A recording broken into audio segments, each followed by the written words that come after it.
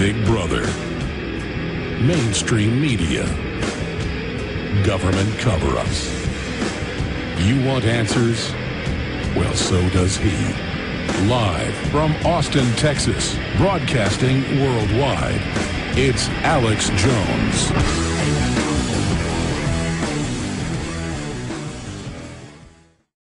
Now, joining us from Syria is Doctor of History. He's an economist, and he's also very brave. He's a best-selling author.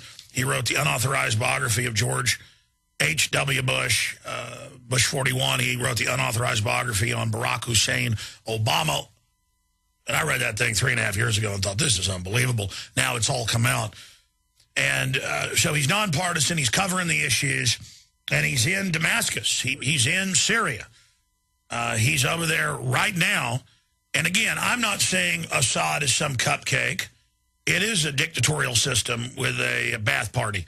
But they're going to remove the government and put Al-Qaeda in place and turn it into a new jihadi base. The West is on record funding the uprisings of the last 6 months and then calling them peaceful democratic. Blowing up police stations and stuff. Same thing in Libya. Now Al-Qaeda flies the flag. Webster was there while it was being bombed for weeks, while reporters were being shot. I mean, he was under bombardment.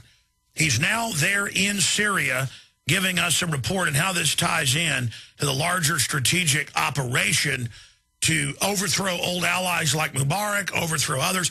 But then Saudi Arabia is criticizing Syria for shooting back at armed globalist-funded gangs, but Saudi Arabia is shooting peaceful people. That's hailed as liberal and loving.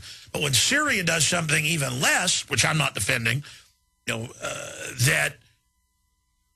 it's just unbelievably horrible, and the rest of the Arab League condemning them. I mean, they are moving into a World War III constellation. Webster, you're there. Tell us what's happening, the latest, and why this is going on. Webster Griffin Tarpley of Tarpley.net. Thank you, Alex. I just spent the day in the city of Homs, H-O-M-S, and if you watch any of this coverage that the U.S. and European media are putting out, they're telling everybody that Homs is the great center of this rebellion, the democracy revolt that's supposedly going on in Syria. And I've just been walking all over this place, and I can tell you that this is a complete big lie. It is one big lie. And, of course, it's important for people to know this because the people in NATO, right, be it Obama, Sarkozy, Cameron of Britain, they're really willing to go towards some kind of a general war, at least in the Middle East, in the name of this destabilization of Syria. So let me just set the stage. Starting from Damascus this morning, we drove north on a four-lane highway, and one of the first things you notice when you come to Syria is that it's very different from Libya, that there are no checkpoints. I mean, you come into the international airport, right, Damascus International Airport. It's functioning normally.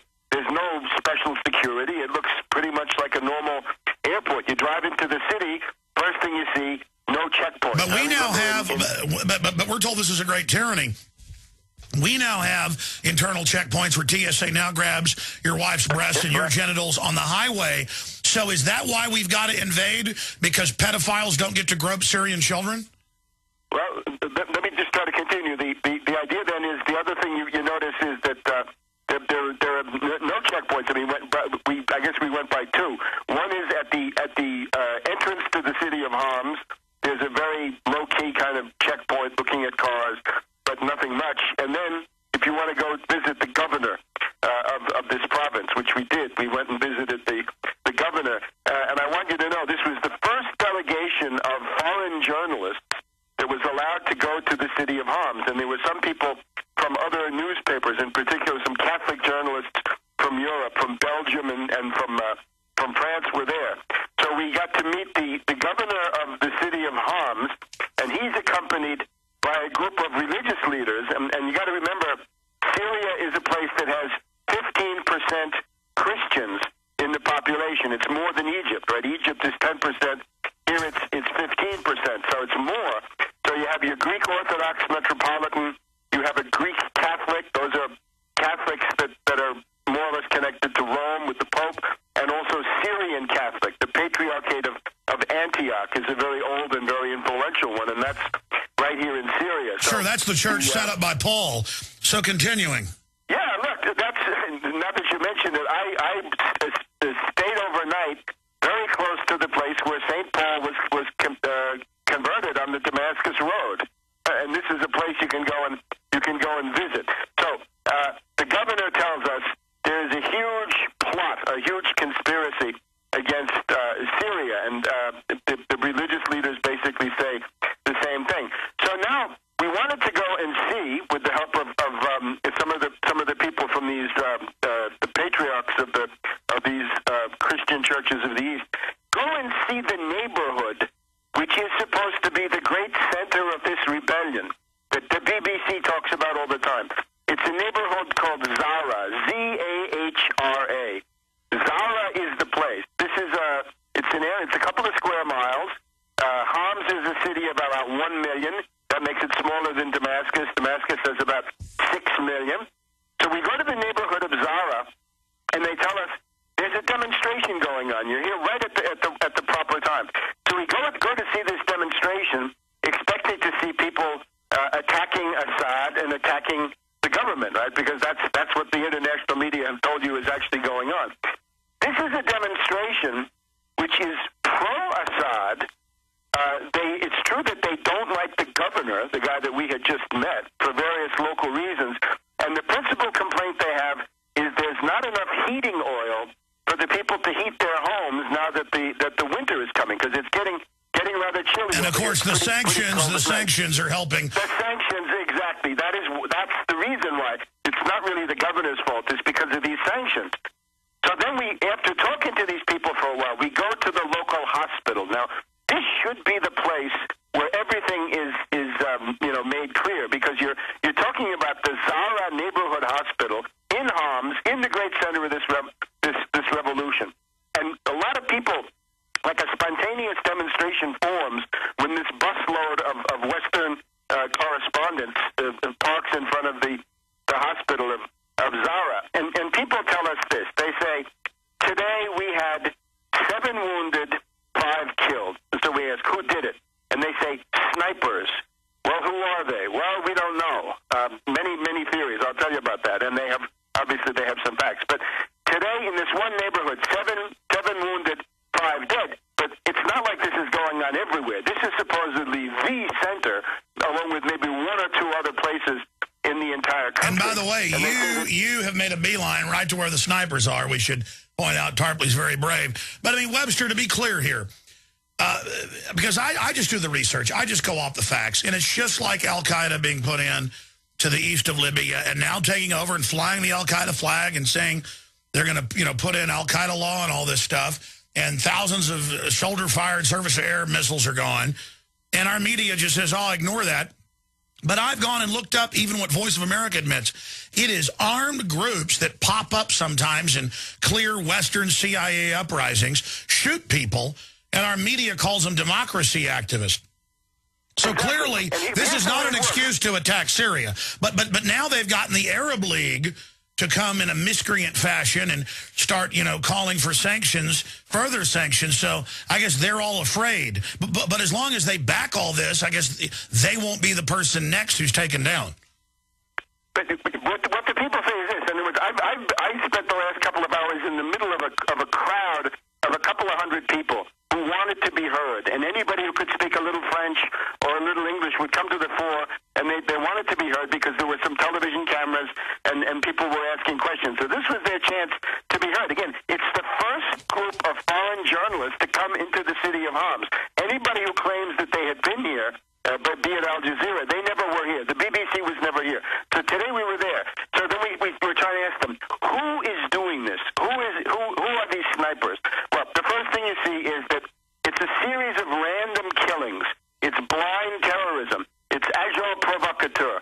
And they say, look, the thing that we're afraid of is when we go out, we're afraid of snipers shooting at us from the rooftop. Stay there, Webster. It's the classic thing where it's just a projection. These hired terror groups just create violence to point at it, and say, see, there's a conflict. So it's full spectrum dominance where they create just a conflict and then project onto it whatever they want, Webster Tarpley from Damascus, Syria. We'll be right back. Stay with us. Webster Griffin Tarpley is in Syria. He's in the area where they say the uprisings keep originating from. He's right there where these snipers are shooting people every day. No one knows which side they're on. It's all fluid. Webster is an expert on false flag provocateur.